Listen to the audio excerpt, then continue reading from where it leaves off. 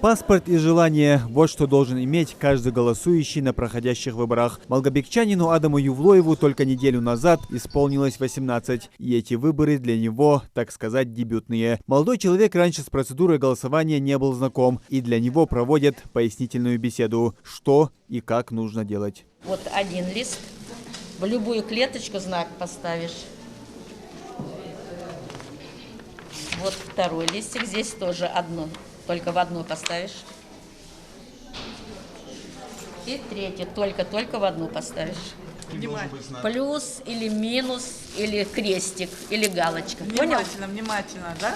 Ну вот, все заполнено, и с 3 бюллетенями в руках Адам направляется в кабину для голосования и выходит оттуда с завершенной миссией.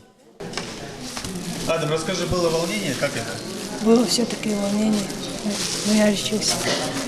Если предыдущий избиратель голосовал впервые, то Султан Бекбузаров уже не помнит, в который раз приходит на избирательный участок и проходит процедуру голосования. Дедушка уже разменял 8-й десяток и практически никогда не пропускает выборы. За это ему небольшой презент от местных властей.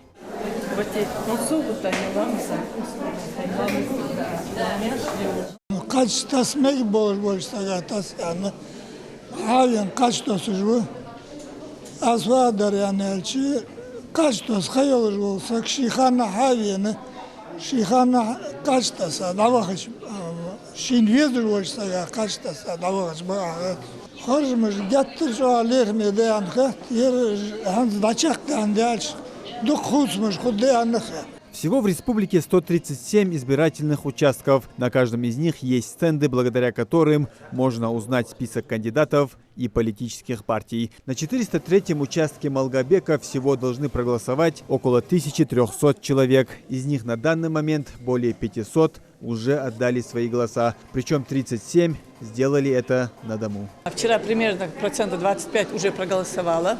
Сегодня с утра мы не успеваем уже даже подсчитывать. Народ идет, голосование есть. И поэтому я считаю, что народ очень активно принимает участие в выборах. Всего только в Малгобеке открыт 21 избирательный участок. В основном они размещены в школах. А число избирателей в городе более 26 тысяч. Муслим Ганиев, Акрамат Дасхоев. Новости 24.